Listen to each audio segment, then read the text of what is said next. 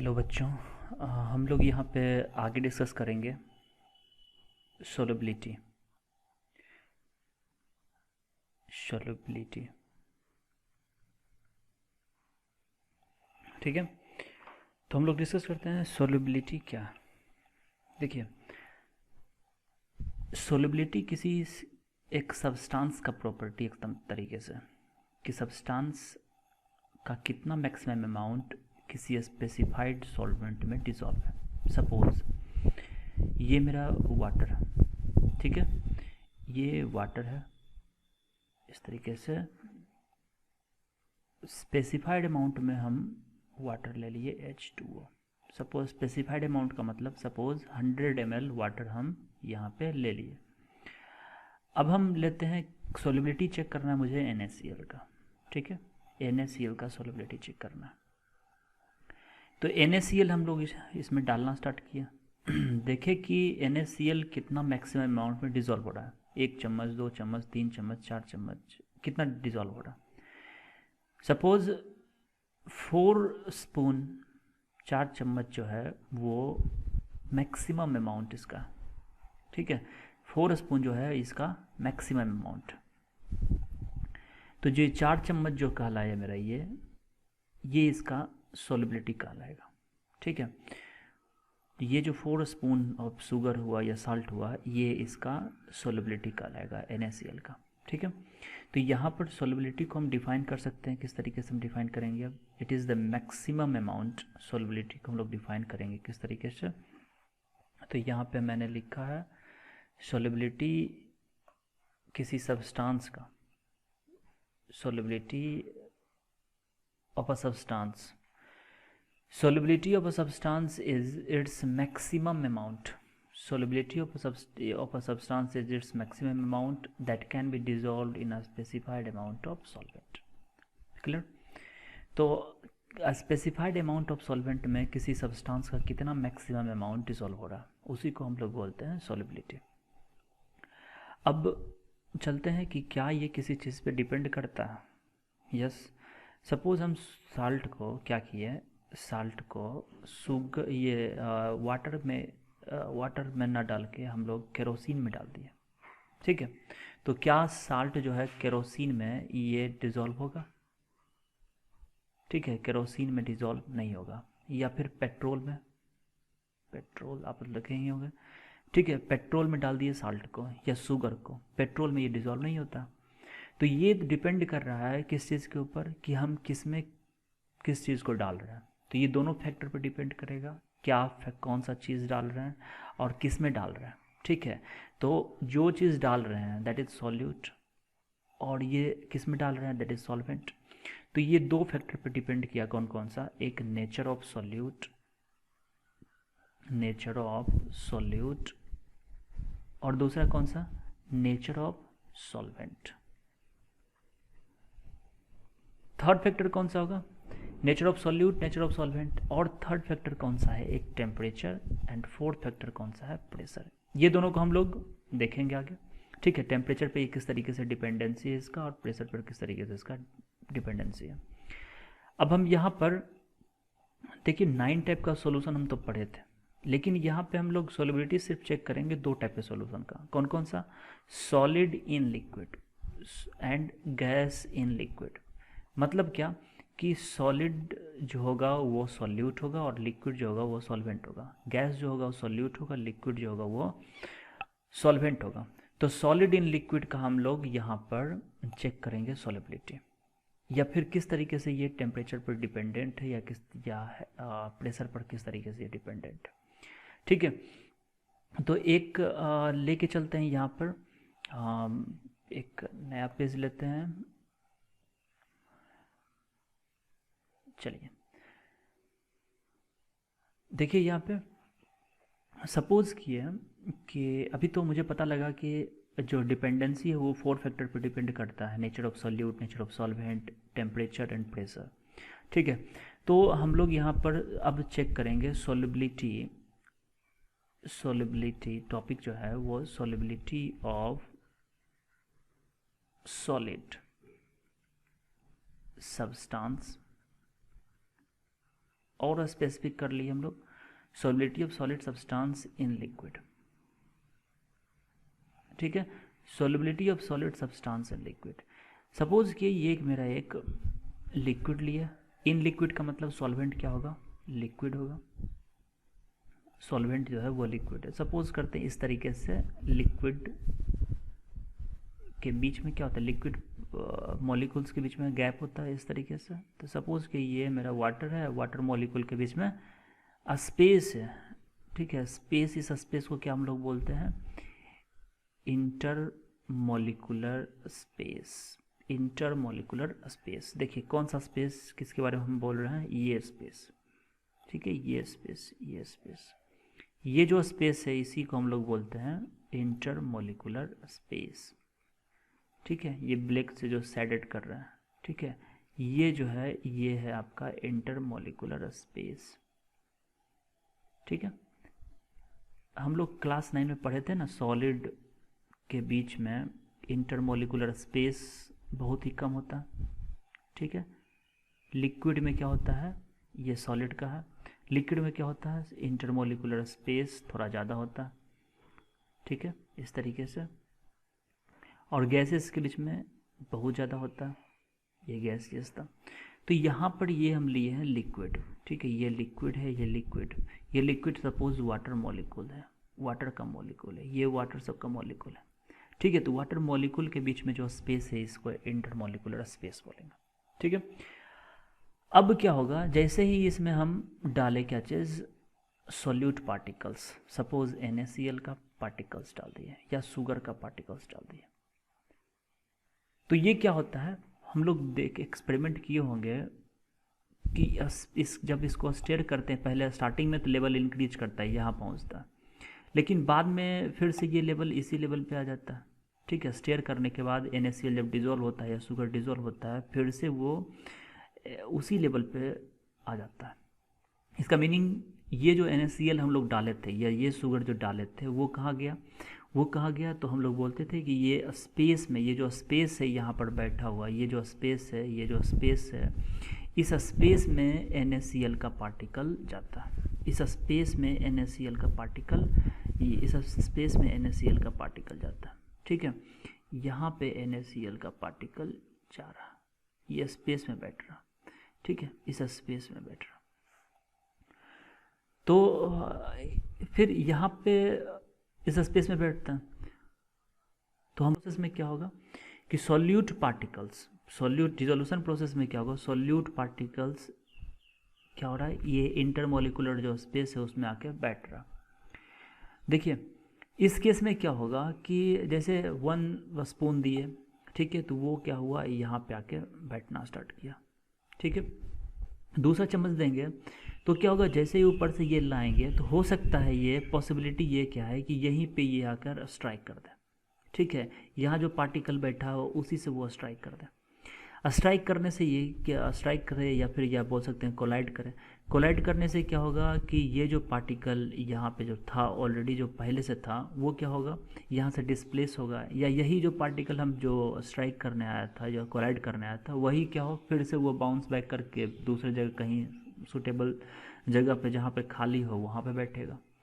तो जो नया पार्टिकल आ रहा है, यदि उसको स्पेस मिल रहा है बैठने के लिए, ठीक है, और स्पेस मिल रहा है बैठने के लिए, तो उसको हम बोलेंगे डिसोल्यूशन प्रोसेस अभी हो रहा है, मतलब डिसॉल्व हो रहा है लिक्विड में वो। लेकिन कुछ समय के बाद क्या होगा, जैसे आप इस तरीके से आप अच्छे तरीके से समझ सकते हो कि एक बेंच है आपके पास और यहाँ पर 5 लड़के हैं, 1 2 3 4, इस तरीके से 5 लड़के, इस तरीके से एक और ले लिए, 6 लड़के हैं। अब मैं बोलूँ कि यहाँ पे एक लड़का को और बैठाना, सपोज इसको बैठाना, तो ये कहाँ बैठेगा, ऑब्वियसली है ये नहीं बैठ पाएगा। तो ये क्या करेगा, सपोज इसको धक्का दिया तो क्या होगा, इधर जो पार्टिकल था वो सेपरेट आउट होना स्टार्ट होगा, ये बाहर निकल जाएगा। तो ये जो प्रोसेस, ये जो प्रोसेस कहलाया कि मतलब ये जो एंट्री मारा और ये जो एग्जिट मारा, एंट्री मारने को ये सॉल्यूट पार्टिकल्स एंट्री मारा है, ये सपोज सीट है बैठने के लिए, इंटरमॉलिक्यूलर स्पेस है जहाँ पे ये बैठ रहा, ये जो इस स्पेस में जो सॉल्यूट पार्टिकल्स आ रहा है, इस प्रोसेस को हम बोलेंगे डिसोल्यूशन। ठीक है। और यहाँ से जो पार्टिकल्स निकल रहा है, यहाँ से जो पहले से ड्यू टू कोलिजन जो पार्टिकल्स, जो सोल्यूट पार्टिकल्स जो पहले इंटरमोलिकुलर स्पेस में बैठा हुआ था, वो जो निकल रहा है उस प्रोसेस को बोलते हैं क्रिस्टलाइजेशन। ठीक है। तो after certain interval of time क्या होगा, सोल्यूट डिसॉल्व होते होते सोल्यूट प्लस सॉल्वेंट डिसॉल्व होके, ठीक है, एक इक्विलिब्रियम अटेन करते हैं। ठीक है, सॉल्यूशन तो बनाते हैं लेकिन एक इक्विलिब्रियम उस कंडीशन में, डायनेमिक इक्विलिब्रियम रहता है। उस केस में क्या होगा, सोल्यूट डिसॉल्व हो रहा है, सपोज हम 1000 मॉलिक्यूल्स डिसोल्यूशन प्रोसेस में पार्टिसिपेट ये जो ये फॉरवर्ड डायरेक्शन में जो है, इस प्रोसेस को हम लोग क्या बोलेंगे, डिसोल्यूशन। और रिवर्स जो में है जो उसको प्रोसेस को क्या बोलेंगे, क्रिस्टलाइजेशन। ठीक है। तो ये जो सॉल्यूट पार्टिकल्स 1000 मॉलिक्यूल्स डिसॉल्व जो हो रहा है, इस प्रोसेस को बोले डिसोल्यूशन। लेकिन उसी डायनेमिक इक्विलिब्रियम में एक इक्विलिब्रियम में अचीव्ड होता है, उस इक्विलिब्रियम में क्या होगा, 1000 मॉलिक्यूल्स उसी समय क्या होगा, सॉल्यूशन से सेपरेट आउट होना स्टार्ट होगा। ठीक है, सॉल्यूट और सॉल्वेंट में कन्वर्ट होना स्टार्ट होगा। ठीक है। तो इस केस में क्या होगा, डिसोल्यूशन और क्रिस्टलाइजेशन, एक ऐसा समय में डिसोल्यूशन और क्रिस्टलाइजेशन क्या होगा, बराबर होगा। मतलब 1000 मॉलिक्यूल्स एंट्री मार रहा है तो 1000 मॉलिक्यूल एग्जिट मार रहा है। ठीक है। इधर से जो मॉलिक्यूल्स हम दे रहे हैं, इधर से जो NaCl का पार्टिकल्स दे रहे हैं, इधर वो क्या हो रहा है, सेपरेट आउट हो रहा है। ठीक है। ये जो प्रोसेस का है वो क्रिस्टलाइजेशन, इधर से जो आया उसको क्या बोलेंगे, डिसोल्यूशन। ठीक है। तो डिसोल्यूशन और क्रिस्टलाइजेशन दोनों अलग अलग चीज़ है, अच्छे तरीके से समझना है। डिसोल्यूशन एंड क्रिस्टलाइजेशन दोनों अलग चीज़ है। डिसोल्यूशन का मतलब सॉल्यूट पार्टिकल का डिसॉल्व होना, क्रिस्टलाइजेशन का मतलब सॉल्यूट पार्टिकल का सेपरेट आउट होना। ठीक है। तो एक ऐसा सिचुएशन जहाँ पे डायनेमिक इक्विलिब्रियम में क्या होगा, वैसे उस इक्विलिब्रियम कंडीशन में क्या होगा, no more solute can dissolve. अब क्या होगा, एक ऐसे सिचुएशन में जहाँ पर अब सॉल्यूट कोई नेक्स्ट सॉल्यूट पार्टिकल्स डिसॉल्व नहीं हो रहा, मतलब हम एक साइड से दे रहे हैं, दूसरी साइड से वो निकल रहा है, उस सिचुएशन में, उस टाइम में जो सॉल्यूशन होगा उसको हम लोग क्या बोलेंगे, सैचुरेटेड सॉल्यूशन। क्या बोलते हैं हम लोग, सैचुरेटेड सॉल्यूशन। क्लियर। तो सैचुरेटेड सॉल्यूशन का मतलब the solution in which no more solute particles can dissolve. अब हम लोग देखते हैं कि नेक्स्ट यहाँ पे कि टेम्परेचर का क्या इफेक्ट होता है। ठीक है, टेम्परेचर का किस तरीके से इफेक्ट होता है वो अब देखते हैं।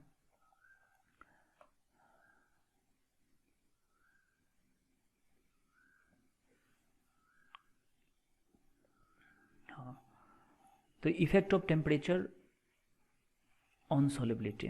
अभी यहाँ पे ये डिपेंड करेगा कि देखिए डिसोल्यूशन प्रोसेस कैसा, यदि डिसोल्यूशन प्रोसेस पे ये डिपेंड करेगा कि टेम्परेचर का क्या रोल होता है। ठीक है, डिसोल्यूशन प्रोसेस यदि इंडोथर्मिक, डिसोल्यूशन प्रोसेस यदि इंडोथर्मिक है तब क्या होगा, एंड डिसोल्यूशन प्रोसेस यदि एक्सोथर्मिक है तब क्या होगा, टेम्परेचर क्या रोल प्ले करता है। देखिए ये इस चीज़ का डिटर्मिनेशन के लिए क्लास 11 में हम लोग ली चैटलियर प्रिंसिपल पढ़े थे। ली चैटलियर प्रिंसिपल, उसमें क्या था कि यदि कोई जैसे ए है और बी, ए प्लस बी एक डायनेमिक इक्विलिब्रियम में है सी, अब यहाँ से ये एनर्जी रिलीज कर रहा है, हीट एनर्जी रिलीज कर रहा है। ठीक है, अब टेम्परेचर बढ़ाएंगे। टेम्परेचर कब बढ़ता है, जब हीट एनर्जी देते हैं। तो टेम्परेचर कब बढ़ेगा, जब हीट एनर्जी देना होगा मुझे, या एनर्जी देना होगा मुझे। जब एनर्जी देंगे तभी टेम्परेचर बढ़ेगा। तो हीट एनर्जी दे रहे हैं, ए प्लस बी जो फॉरवर्ड डायरेक्शन में है वो सी प्रोडक्ट बन रहा है, उसके साथ साथ हीट एनर्जी रिलीज कर रहा है। जो हम ली चैटलियर को आसान शब्दों में समझना है तो बस इतना ध्यान रखना होगा कि जो हम काम करेंगे उसका जस्ट अपोजिट वो काम करेगा। ठीक है, हम टेम्परेचर दे रहे हैं, टेम्परेचर इंक्रीज कर रहे हैं, इसका मतलब हीट एनर्जी दे रहे हैं। हीट एनर्जी दे रहे हैं, हीट एनर्जी चूँकि हम दे रहे हैं तो वो क्या करेगा, हीट एनर्जी को यूज़ करना चाहेगा, यूटिलाइज करना चाहेगा। हीट एनर्जी कब यूटिलाइज होगा, इस केस में फॉरवर्ड डायरेक्शन में हीट एनर्जी उल्टा वो दे रहा, रिवर्स डायरेक्शन में क्या होगा, हीट एनर्जी को वो क्या कर रहा है, ले रहा। तो क्या होगा, रिवर्स प्रोसेस स्टार्ट हो जाएगा। रिवर्स प्रोसेस का मतलब कौन सा हुआ, अभी यहाँ पे ये प्रोसेस कौन सा होता है, डिसोल्यूशन, और ये कौन सा प्रोसेस होता है? क्रिस्टलाइजेशन। ठीक है, इसका मतलब क्या हुआ? डिसोल्यूशन प्रोसेस घटते जाएगा, क्रिस्टलाइजेशन प्रोसेस इंक्रीज करते जाएगा। तो यदि मेरा इंडोथर्मिक प्रोसेस है या फिर मतलब एक्सोथर्मिक प्रोसेस है, यदि मेरा एक्सोथर्मिक प्रोसेस है, इसका मतलब हीट एनर्जी निकल रहा है, टेम्परेचर बढ़ाएंगे तो डिसोल्यूशन प्रोसेस क्या होगा? डिसोल्यूशन प्रोसेस क्या होगा? घटते जाएगा। या फिर क्रिस्टलाइजेशन प्रोसेस क्या होगा? इंक्रीज करते जाएगा। तो ये रहा एक्सोथर्मिक प्रोसेस का, एक्सोथर्मिक प्रोसेस पर टेम्परेचर का अफेक्ट। अब हम ये इंडोथर्मिक का बात करते हैं। इंडोथर्मिक का मतलब डेल एच क्या होगा? Del H greater than zero. इसका मतलब क्या? इसका मतलब क्या? हीट एनर्जी उसमें रिक्वायरमेंट है, हीट एनर्जी रिक्वायरमेंट है। आप टेम्परेचर, अब टेम्परेचर हम बढ़ा रहे हैं, टेम्परेचर बढ़ा रहे हैं। टेम्परेचर बढ़ाने का मतलब क्या? ली चैटलर प्रिंसिपल के अकॉर्डिंग टेम्परेचर यदि बढ़ा रहे हैं तो उसको वो क्या करेगा? घटाना चाहेगा। टेम्परेचर घटाने का मतलब क्या? वो फॉरवर्ड डायरेक्शन में मूव करेगा। फॉरवर्ड डायरेक्शन कौन सा होता है? डिसोल्यूशन। इसका मतलब डिसोल्यूशन क्या होगा? इंक्रीज करते जाएगा। ठीक है, डिसोल्यूशन इंक्रीज करते जाएगा। तो यहाँ पर दो पॉइंट बनता है, कौन कौन सा? कि टेम्परेचर का अफेक्ट देखना होगा, effect of temperature on solubility of solid in liquid. तो मुझे दो कंडीशन चेक करना होगा कि टेम्परेचर, ये प्रोसेस कौन सा, डिसोल्यूशन प्रोसेस इंडोथर्मिक है या एक्सोथर्मिक है। इंडोथर्मिक है तो टेम्परेचर बढ़ाएंगे तो डिसोल्यूशन प्रोसेस इंक्रीज करेगा। एक्सोथर्मिक है, टेम्परेचर बढ़ाएंगे डिसोल्यूशन प्रोसेस क्या होगा? डिक्रीज करेगा। तो यहाँ पे मेंशन कर दिए, आप नोट डाउन करते जाइएगा। The solubility of solid in liquid is significantly affected by temperature change. It is decided by Lee-Chatelier principle. In general, if in a nearly saturated solution the dissolution process is endothermic, the solubility should increase. ठीक है, with rise in temperature. And it is exothermic, then solubility should decrease. अब आते हैं हम लोग effect of pressure. देखिए, solid and liquid are highly incompressible. ठीक है, हाईली इनकम्प्रेसिबल, यहाँ पे हम मेंशन किए हैं हाईली इनकम्प्रेसिबल। सॉलिड और लिक्विड पर प्रेशर का, माइन्यूट प्रेशर का कोई प्रभाव नहीं पड़ता। ठीक है, हाईली इनकम्प्रेसिबल कहलाते हैं। तो प्रेशर का जब प्रभाव ही नहीं पड़ेगा तो क्या होगा? सॉल्युबिलिटी पे इसका कोई प्रभाव नहीं पड़ता। ठीक है, तो pressure practically remain unaffected change in pressure. यदि प्रेशर में चेंजमेंट करते हैं तो इस पर कोई प्रभाव नहीं पड़ता। ठीक है, तो हम लोग आगे बढ़ते हैं। अब दूसरा कौन सा पार्ट मेरा बचा हुआ है? दूसरा मेरा कौन सा, यहाँ पे थर्ड चलते हैं।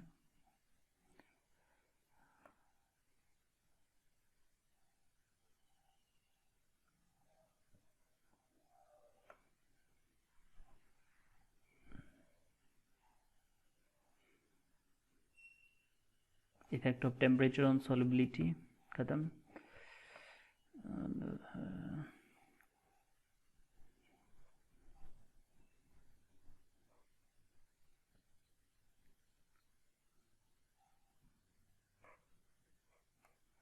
यहाँ पे आपको ये मेंशन कर ही दिए हैं सैचुरेटेड सॉल्यूशन।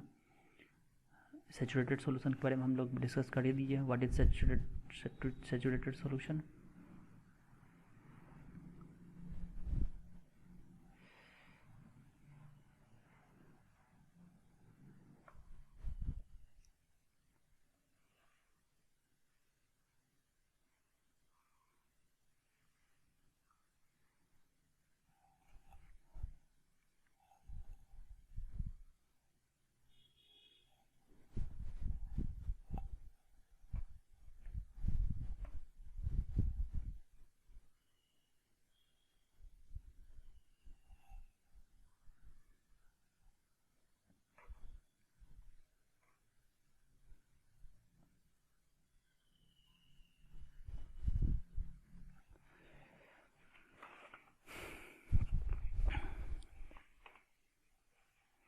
अब नेक्स्ट टॉपिक है आपका solubility of gas in liquid.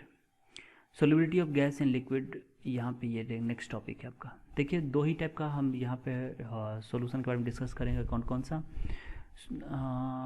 Solubility of solubility of solid in liquid और दूसरा solubility of gas in liquid. ठीक है, ये दो। तो ये हम डिस्कस कर चुके हैं कि टेम्परेचर प्रेशर पर क्या इफेक्ट पड़ता है solidity of solid in liquid का। और दूसरा चीज़ अब कौन सा है, दूसरा कौन सा पॉइंट है, फर्स्ट ये, दूसरा कौन सा, solidity of gas in liquid. अभी यहाँ पे देखते हैं।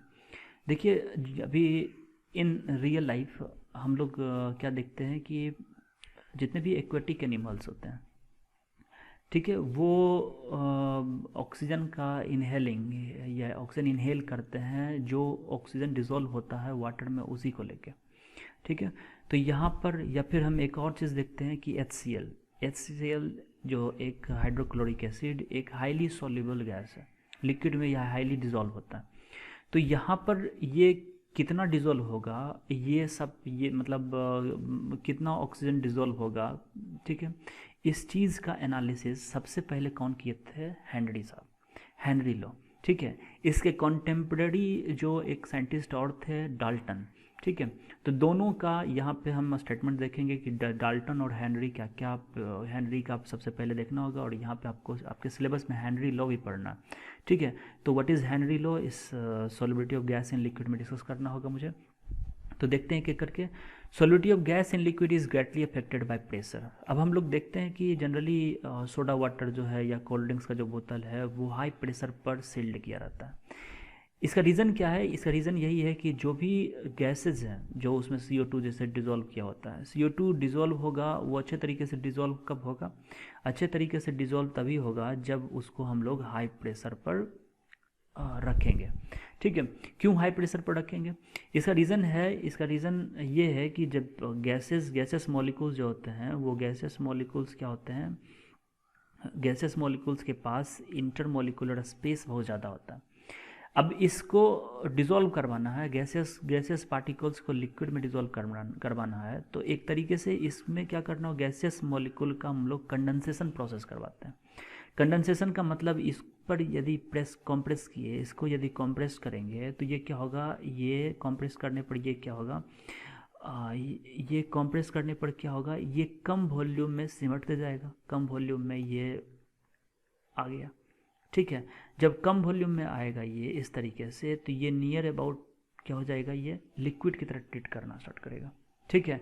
आप गौर करते होंगे LPG का सिलेंडर जब आप सेक करते होंगे तो लगता होगा कि अंदर में पानी जैसा, वाटर जैसा, कोई लिक्विड जैसा, ठीक है। इसका ये क्यों ऐसा फील होता है मुझे, इसका रीज़न यही है कि LPG जो लिक्विफाइड पेट्रोलियम गैस जो है, उसको हाई प्रेशर पर क्या किया जाता है, लिक्विफाई किया जाता है, ठीक है।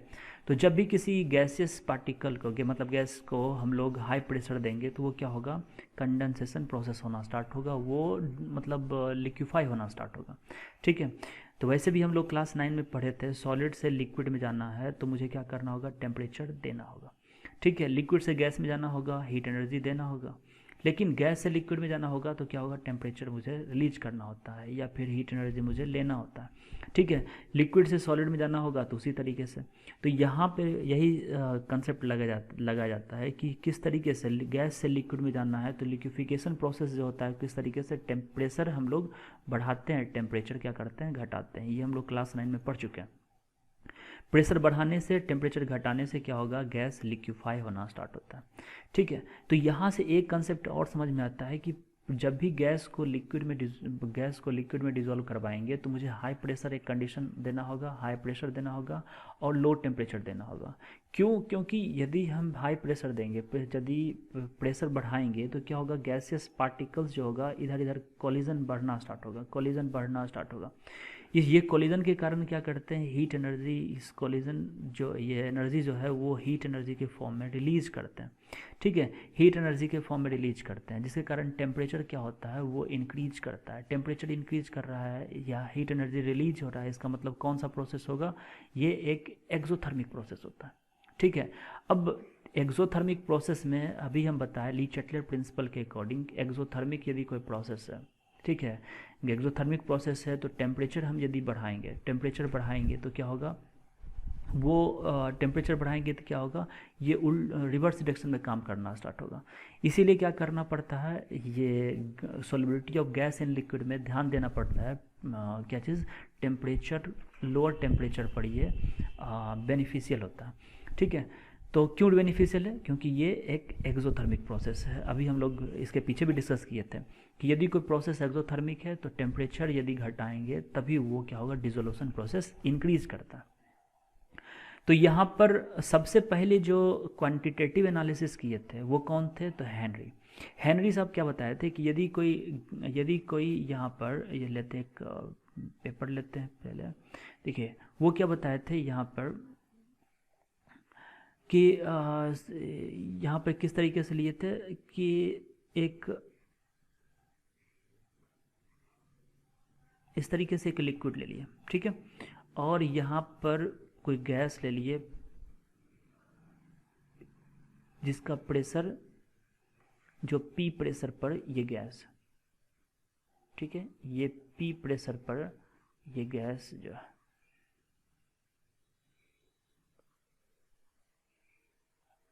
ठीक है, ये P प्रेशर पर ये जो गैसेस पार्टिकल्स है वो इसका प्रेशर, ये कितना प्रेशर एक्सर्ट कर रहा है? P प्रेशर कहाँ पर? ये इस लिक्विड सरफेस पे एक्सर्ट कर रहा है, इस ड्रम पे एक्सर्ट कर रहा है, सभी तो बराबर प्रेशर एक्सर्ट करेगा। तो P प्रेशर पर ये गैस जो है वो यहाँ पे, ठीक है, यहाँ पे W1 वेट दिए। अब क्या किए, दूसरा जो ये कौन एक्सपेरिमेंट किए थे? तो हेनरी, ठीक है। अब क्या किए, इस गैस को और कम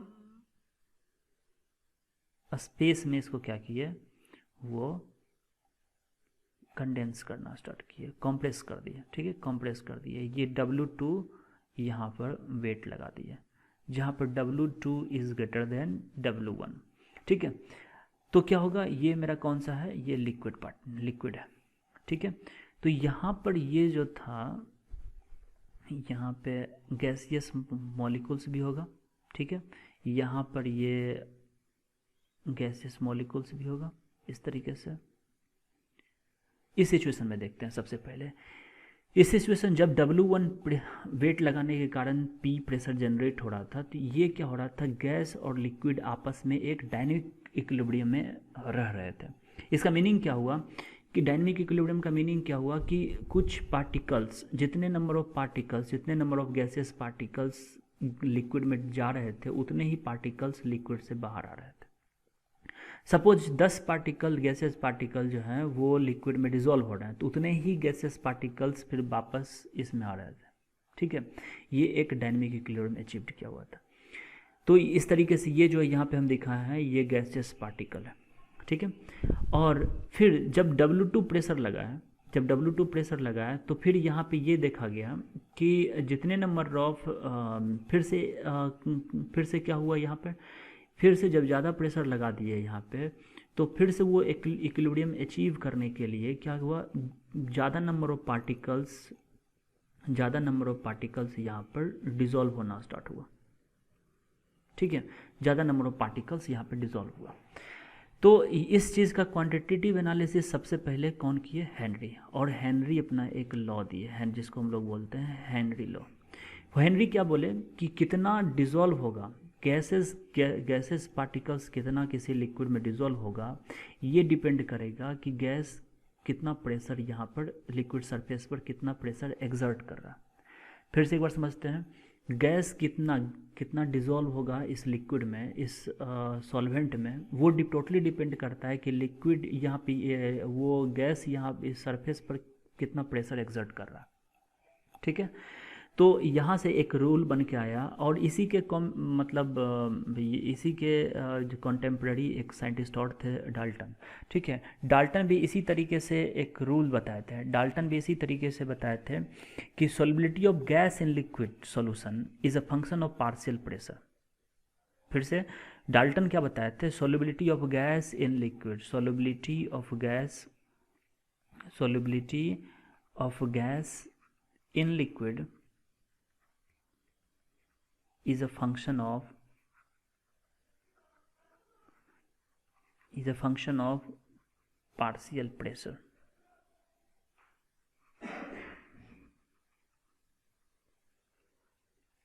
of the gas over the solution, ठीक है। ये किनका स्टेटमेंट था? डाल्टन। मतलब एक ही एक्सपेरिमेंट जो है डाल्टन भी कर रहे थे एक दूसरे रीजन में और हेनरी भी कर रहे थे दूसरे रीजन में, ये डाल्टन का statement.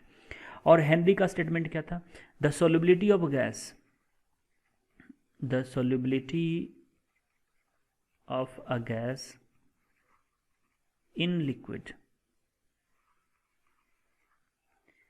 is directly proportional to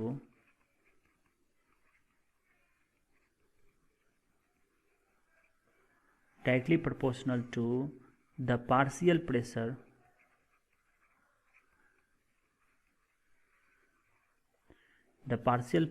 of the gas present above the surface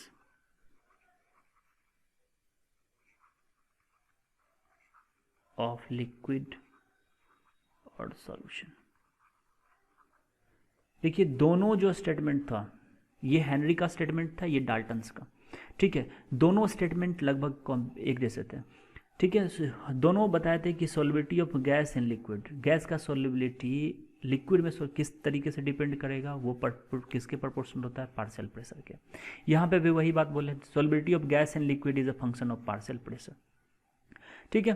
तो ये यदि अब हम यहाँ पर स्टेटमेंट ड्रॉ बनाना चाहें, इनका एक एक्सप्रेशन बनाना चाहें हेनरी का, तो किस तरीके से लिखेंगे? देखिए यदि सॉल्युबिलिटी को हम लोग मोल फ्रैक्शन में रिप्रेजेंट करें, सॉल्युबिलिटी ऑफ गैस को मोल फ्रैक्शन में रिप्रेजेंट करें, तो P is directly proportional to X। Solubility को यदि हम मोल फ्रैक्शन में रिप्रेजेंट करें तो क्या होगा? सोल्युबिलिटी किस चीज़ पे डिपेंड करता है? मोल फ्रैक्शन, पार्शियल प्रेशर पर। तो P is directly proportional to X। So P is equal to क्या होगा? P is equal to KH into X, where KH is equal to क्या कहलाएगा? KH is equal to Henry law constant, Henry law constant. और X यहाँ पे क्या है? X जो है यहाँ पे क्या है? Mole fraction, mole fraction. और P क्या है? Partial pressure. यही स्टेटमेंट था ना? Solubility of gas in liquid is directly proportional to partial pressure of gas present above the surface of liquid और सॉल्यूशन। तो ये स्टेटमेंट बनता है हेनरी का। इससे नंबर ऑफ क्वेश्चंस जो हैं बोर्ड एग्जाम में, चाहे बोर्ड एग्जाम हो की बात करें या फिर जेई का बात करें या नीट का बात करें, कहीं भी हर एक जगह ये से नंबर ऑफ क्वेश्चंस फॉर्म होते हैं, ठीक है। P is equal to KH into X। तो सबसे पहले हम इस स्टेटमेंट का थोड़ा और एनालिसिस कर लेते हैं कि इस एक्सप्रेशन का और एनालिसिस कर लेते हैं, ये एक्सप्रेशन का ग्राफ चेक करते हैं पहले कैसा होगा, फिर KH का क्या इंपॉर्टेंस है, ठीक है। और फिर इसके बाद एक न्यूमेरिकल करके देखेंगे किस तरीके से इसका न्यूमेरिकल सॉल्व होता है। तो हम लोग सबसे पहले एक व्हाइट बोर्ड लेते हैं।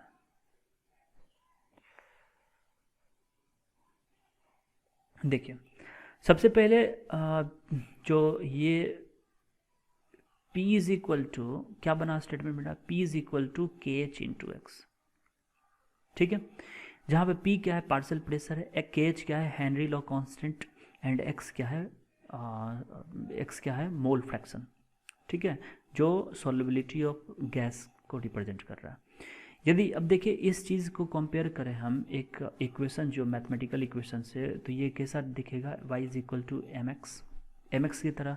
और हम जानते हैं यहाँ पर y is equal to m x का ग्राफ कैसा होता है? y is equal to m x का ग्राफ कैसा होता है? Straight line passing from origin. तो यदि ये y एक्सिस है तो ये x एक्सिस है, तो क्या होगा? ये स्ट्रेट लाइन पास करेगा, ठीक है। तो इस तरीके से यहाँ से इसका यदि हम ग्राफ ड्रॉ करें तो कैसा होगा? इस तरीके से। तो इस एक्सिस पे कौन सा होना चाहिए? y की जगह कौन सा होना चाहिए? P partial pressure. इधर कौन सा होना चाहिए? मोल फ्रैक्शन, ठीक है, x, ठीक है।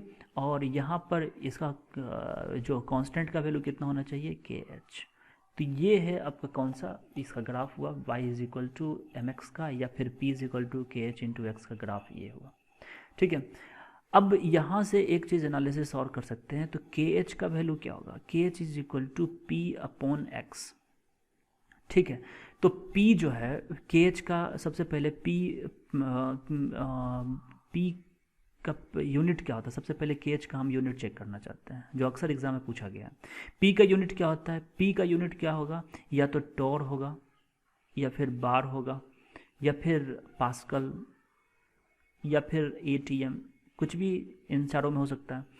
और एक्स जो है वो मोल फ्रैक्शन है, और मोल फ्रैक्शन क्या? Mole fraction is a unitless quantity, unitless quantity, ठीक है। मोल फ्रैक्शन एक यूनिटलेस क्वांटिटी है। इसका मीनिंग क्या हुआ कि केएच का जो यूनिट होगा वो किसका यूनिट के बराबर होगा? तो प्रेशर के यूनिट के बराबर होगा। तो केएच का केएच यूनिट में भी क्या हो सकता है? टोर, बार, पास्कल, या फिर एटीएम। तो यहाँ पे न्यूमेरिकल सॉल्व करने मुझे ये ध्यान देना होगा कि प्रेशर का जो यूनिट होगा उसी में मुझे केएच का यूनिट देखना होगा, या केएच का जो यूनिट दिया होगा उसी में मुझे प्रेशर का यूनिट मुझे रखना होगा, ठीक है। अब चलते हैं केएच जो है। अब यहाँ पर दूसरा इंपॉर्टेंट पॉइंट, सबसे पहले नोट 1 करके इसको आप लिख लीजिएगा। नोट 2, अब हम ये देखते हैं नोट 2 क्या चीज़ कि देखिए P यदि मेरे पास सपोज,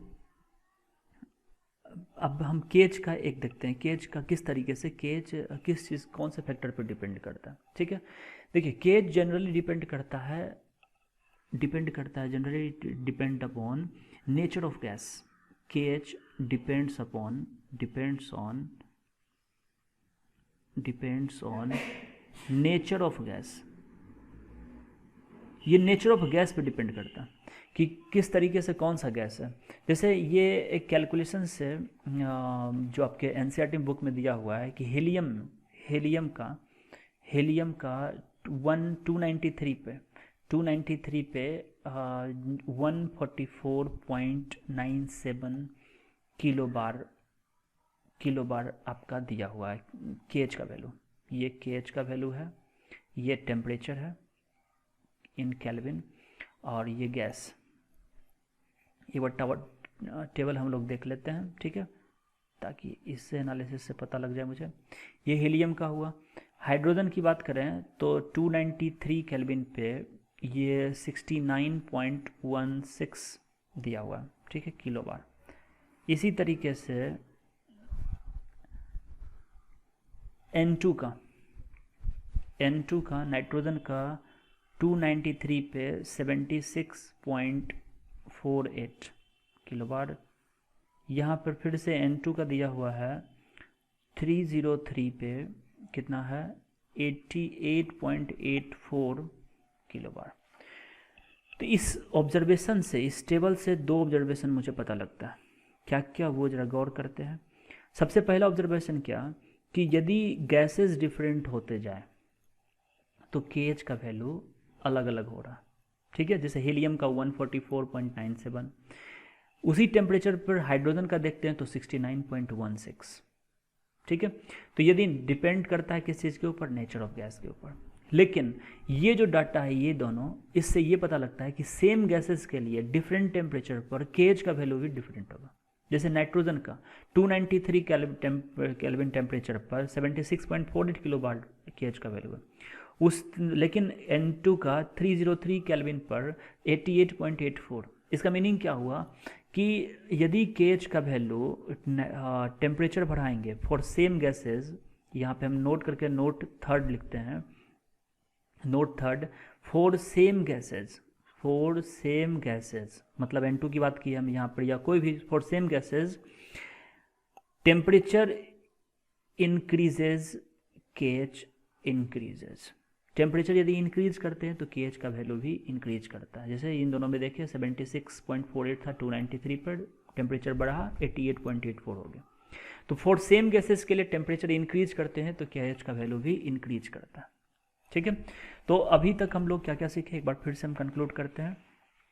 और यहाँ पर क्या क्या देखें, सबसे पहले देखें क्या कि y इज इक्वल टू, देखिए हेनरी लो का एक्सप्रेशन क्या मिला मुझे, P is equal to KH/x।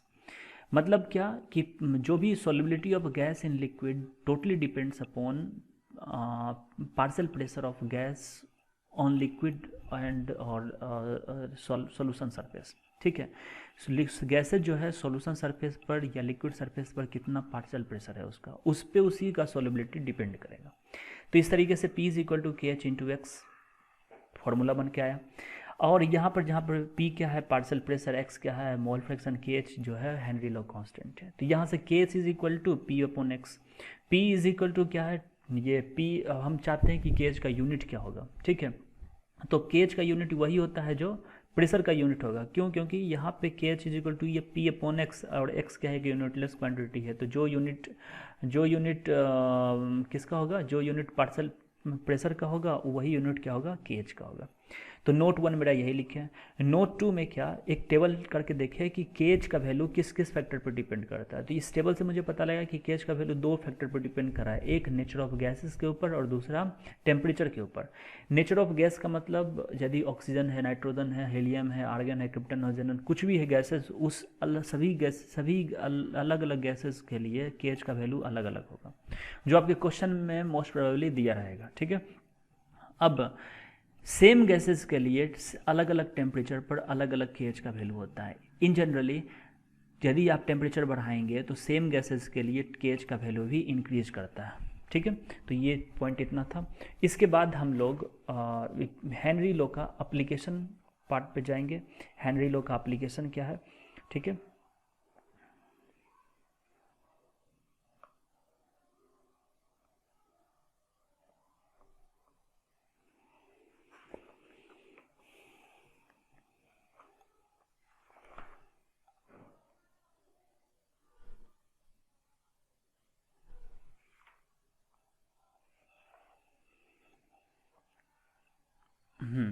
अब हेनरी लॉ एप्लीकेशन पे हम लोग डिस्कस करते हैं। देखिए, इसके पहले डिस्कस करने के पहले थोड़ा सा हम लोग हेनरी लॉ का जो स्टेटमेंट था, जैसे P is equal to K H into x, इस पर थोड़ा सा और एक बार गौर करते हैं।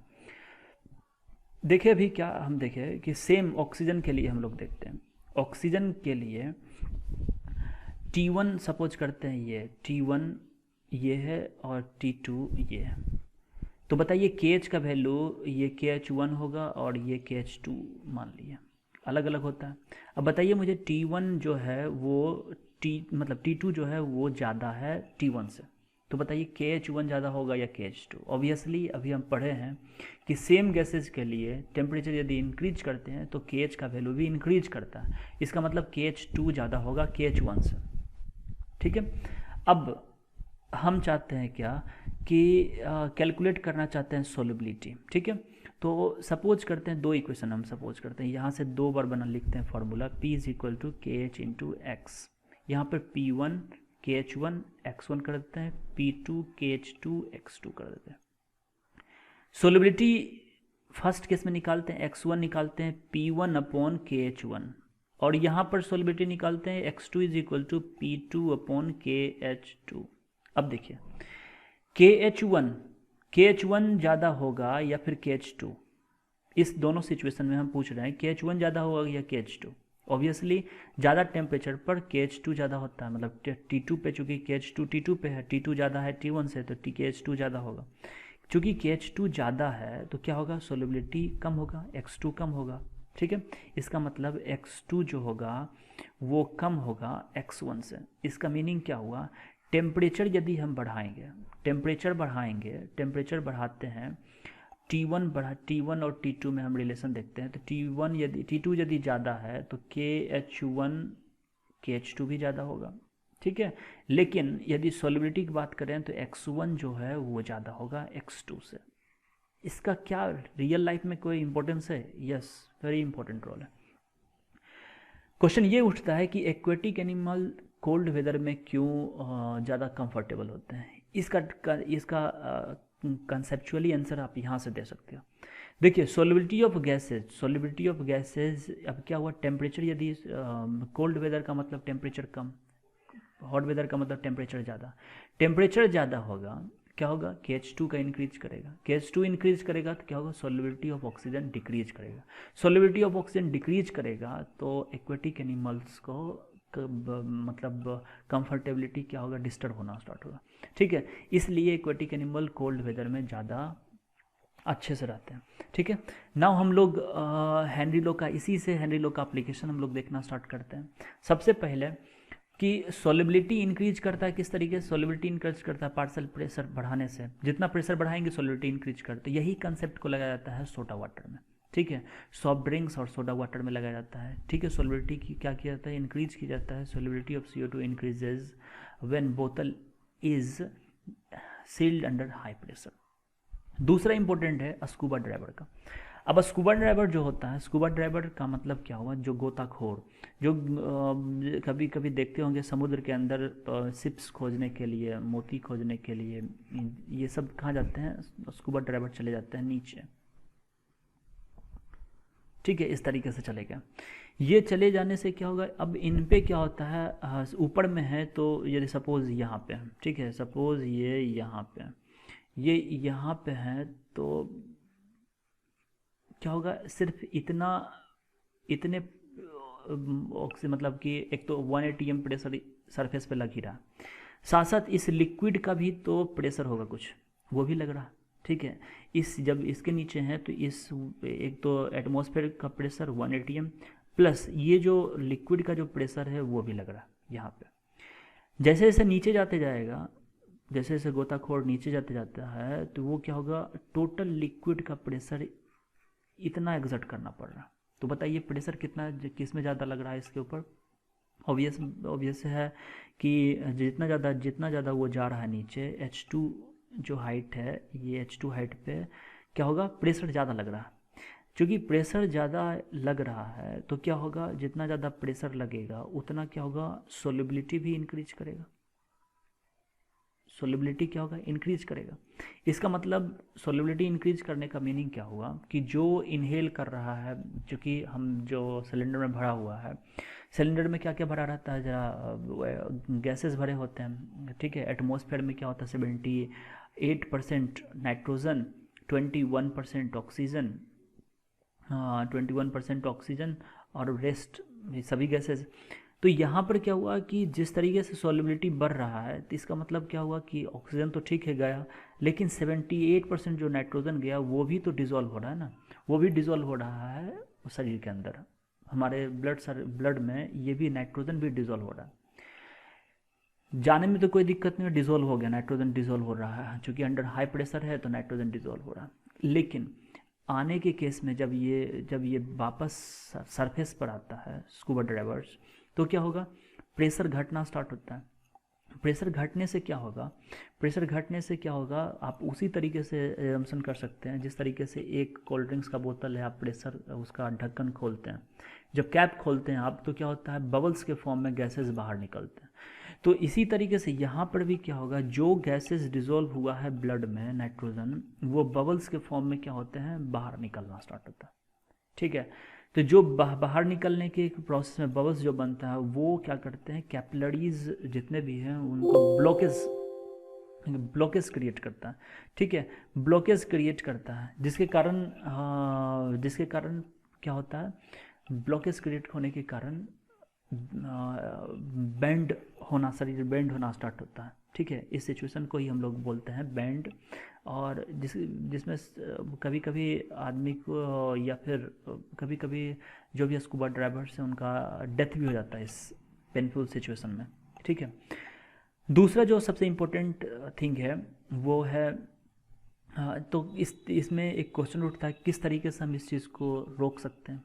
ठीक है, तो जो भी स्कूबा ड्राइवर होते हैं उनका जो सिलेंडर होता है उनको बस स्पेशली फिल किया जाता है, थोड़ा डाइल्यूशन किया जाता है। डाइल्यूशन किस तरीके से करेंगे, डाइल्यूशन का मतलब क्या होता है कि नाइट्रोजन जो ज़्यादा कंटेंट में है, अमाउंट में है, उसको डाइल्यूट करते हैं हीलियम से, 11.7% हीलियम कर देते हैं। 56 नाइट्रोजन जो 78% था उसको हम लोग क्या किए, 56.2% कर दिए। ठीक है, और ऑक्सीजन का कंटेंट बढ़ा दिया, 32.1% कर दिए। तब जो ये जो प्रॉब्लम है, ये रिसर्च से पता लगा कि इतना करेंगे तो प्रॉब्लम नहीं होगा। ठीक है, जब इतना कर देंगे तो प्रॉब्लम नहीं होगा। ठीक है, तो मुझे उतना नहीं जानना है किस तरीके से रिसर्च किया गया है, लेकिन आपको सिर्फ एप्लीकेशन ध्यान में रखना होगा यहाँ पर कि क्या होता है। ठीक है, दूसरा चीज़, जब यही चीज़ प्रेशर पे, एल्टीट्यूड पे चला जाता है, एल्टीट्यूड पे जाने पर क्या होगा, एल्टीट्यूड पर जाने के पर क्या होगा कि जैसे प्रेशर घटते जाएगा, एटमॉस्फेरिक प्रेशर घटना स्टार्ट होगा, एटमॉस्फेरिक प्रेशर घटेगा तो डिसोल्यूशन गैसेस का, ऑक्सीजन का डिसोल्यूशन हमारे ब्लड में कम होना स्टार्ट होगा। इसके कारण क्या होता है, एक कंडीशन जनरेट होता है जिसको हम लोग बोलते हैं एनॉक्सिया, ठीक है, जिसके कारण हम लोग क्लियरली सोच नहीं पाते हैं, clearly unable to think clearly, ठीक है, और थकान, टायर्डनेस फील होना स्टार्ट होता है। तो these are the applications of Henry law, ठीक है। हम लोग यहाँ पे तो इस तरीके से हम लोग देख लिए कि हेनरी लॉ का एप्लीकेशन क्या क्या है। अब यहाँ पर फिर से हम लोग देखते हैं कि इफेक्ट ऑफ टेम्परेचर। अब गैस का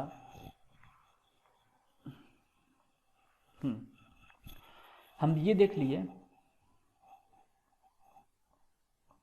न्यू स्लाइड लेना पड़ेगा,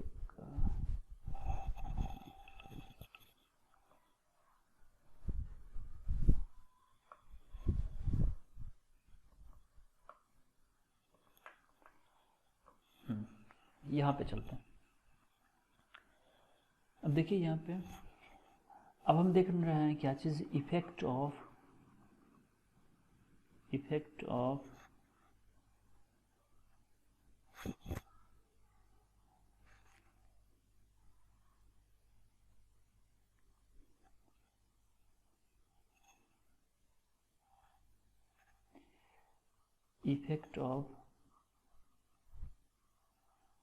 temperature on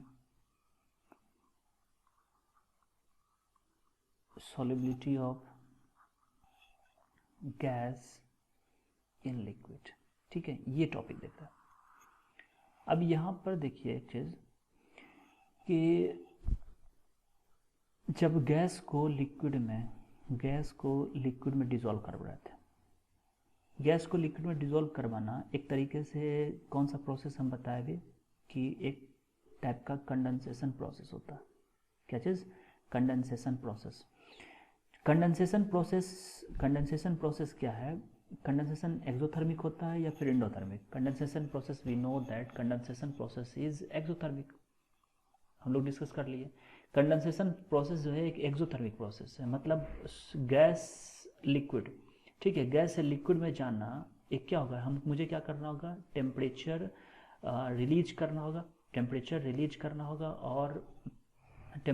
रिलीज करना होगा और दूसरा प्रेशर बढ़ाना होगा, ठीक है। तो चूंकि ये एक एक्सोथर्मिक प्रोसेस है, तो हम अभी देखें कि एक्सोथर्मिक प्रोसेस के लिए क्या होगा कि according to Le Chatelier principle, temperature बढ़ाएंगे तो क्या होगा, डिसोल्यूशन प्रोसेस क्या होता है, घटता, डिसोल्यूशन प्रोसेस डिक्रीजेस, ठीक है। तो अब ये रहा effect of temperature on solubility of gas in liquid.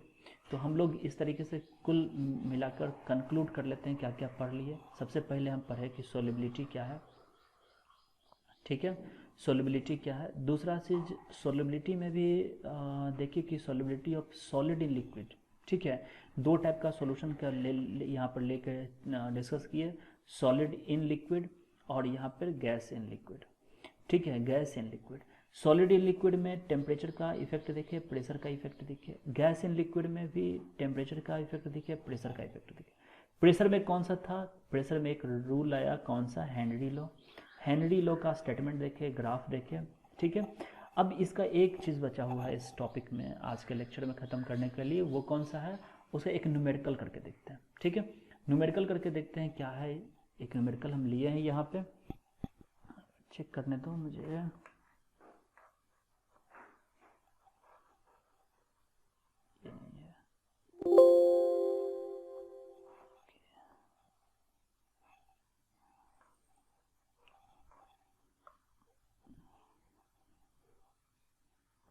Yes, this is the question.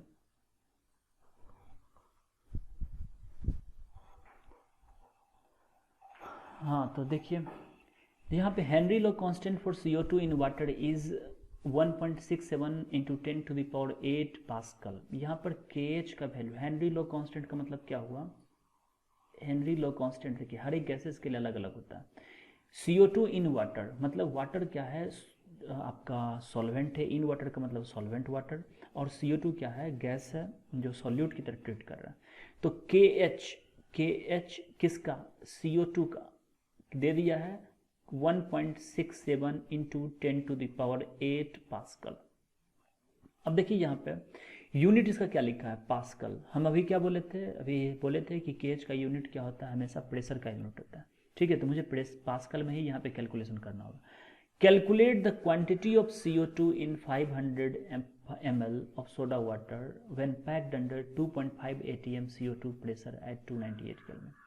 क्या पूछ रहा है, calculate the quantity of CO2, quantity पूछ रहा है CO2 का। इसका मतलब, इसका मीनिंग ये है कि क्वांटिटी का मतलब अमाउंट पूछ रहा है। अमाउंट निकालने के लिए मुझे मोल निकालना होगा। मोल किससे रिलेटेड है, मोल फ्रैक्शन से। ठीक है, तो मोल फ्रैक्शन यदि हम निकाल लेंगे तो मोल निकाल सकते हैं, मोल निकालने के बाद अमाउंट निकाल सकते हैं। तो यहाँ पे CO2 in 500 ml of soda water when packed under 2.5 atm CO2 atm CO2 pressure at 298 kelvin. ठीक है, अब यहाँ पर प्रेशर दे दिया है, पार्शियल प्रेशर दे दिया है कितना, 2.5 atm। अब देखिए यहाँ पर कैलकुलेशन में ये एक यूनिट कौन सा है, ATM, दूसरा यूनिट कौन सा है, पास्कल। अब यहाँ पर आपको चेंज करने आना चाहिए कि 1 ATM में कितना पास्कल होता है। ठीक है, 1 ATM is equal to how much pascal. ठीक है, तो यहाँ पर हम लोग 500 ml ऑफ सोडा वाटर दे दिया, अमाउंट ऑफ सॉल्वेंट कितना दे दिया है, 500 ml। ठीक है, सोडा वाटर। तो यहाँ पर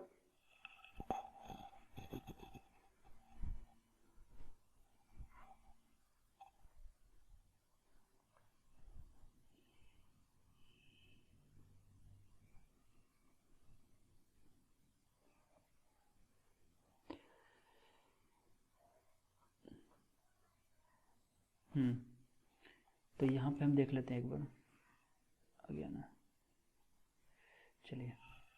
तो P इज इक्वल 2.5 ATM। तो हम क्या बोल रहे थे कि पास्कल, ये पास्कल में ये ATM है, तो मुझे चेंज करना होगा।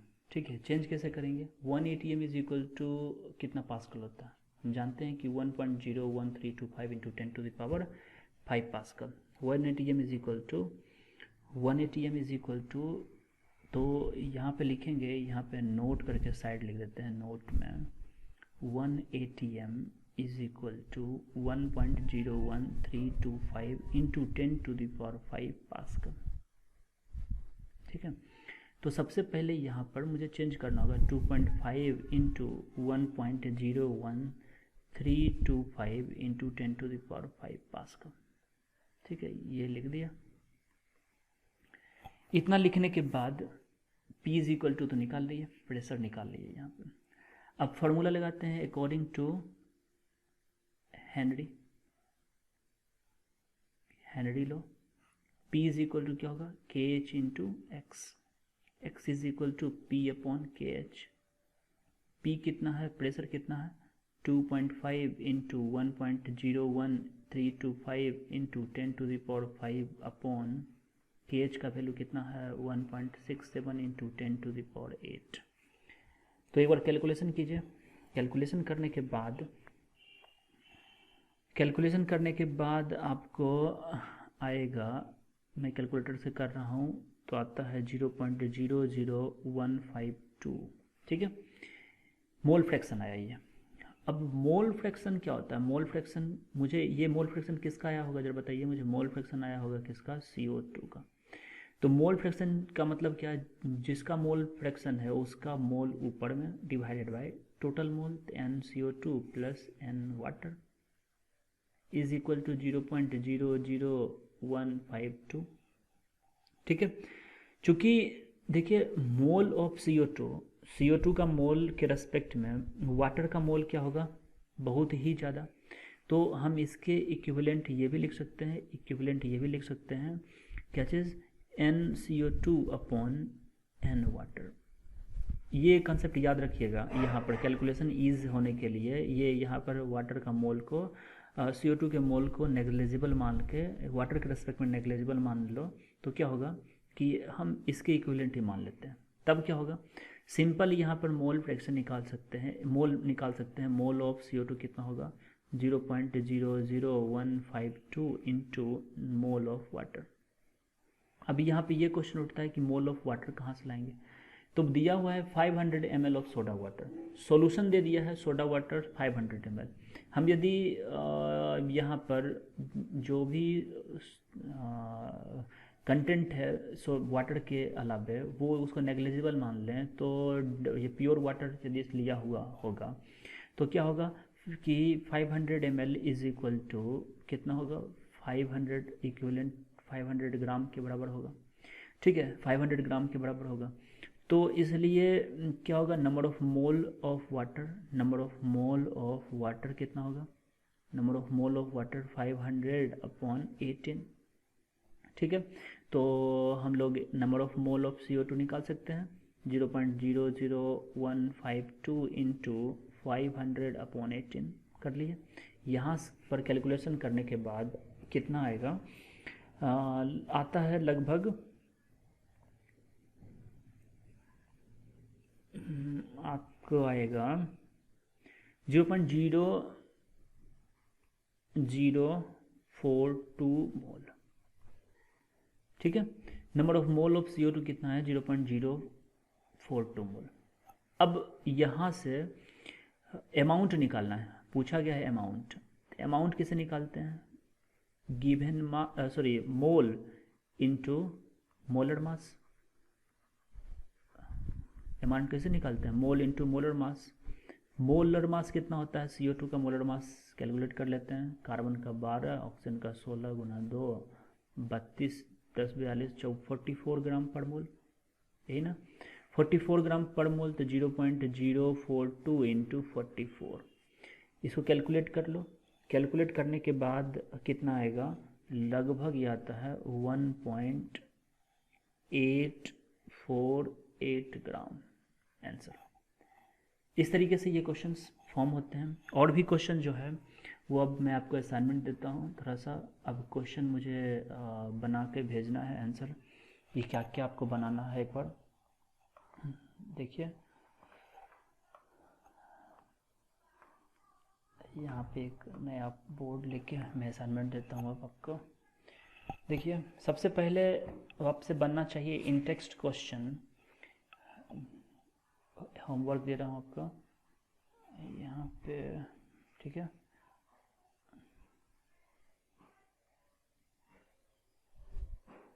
होमवर्क है ये आपका,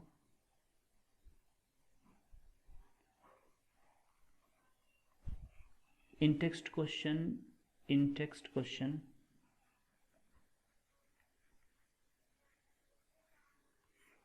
2.1 2.2 2.3 2.4 2.5 2.6, ठीक है, 2.7 और जितने भी एग्जाम्पल होंगे इसमें अभी तक वो ऑल एग्जाम्पल, ठीक है। और एक्सरसाइज क्वेश्चन आपका कौन कौन सा बनाना है।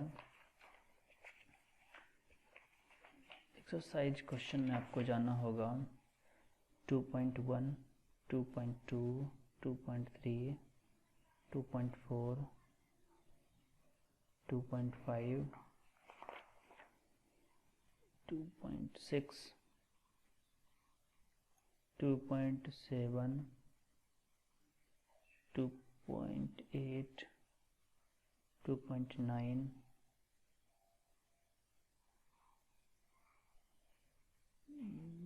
मॉलिक्यूलर इंटरेक्शन, हाँ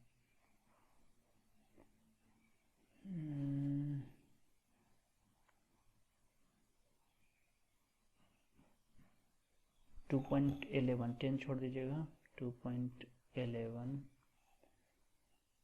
2.12 2.13, ठीक है। इतना क्वेश्चन आपको बना कर रखना है। असाइनमेंट आपका ये हुआ, और इसके आगे हम लोग पढ़ेंगे Raoult's law, vapour pressure and Raoult's law, ठीक है, नेक्स्ट लेक्चर में। Thank you.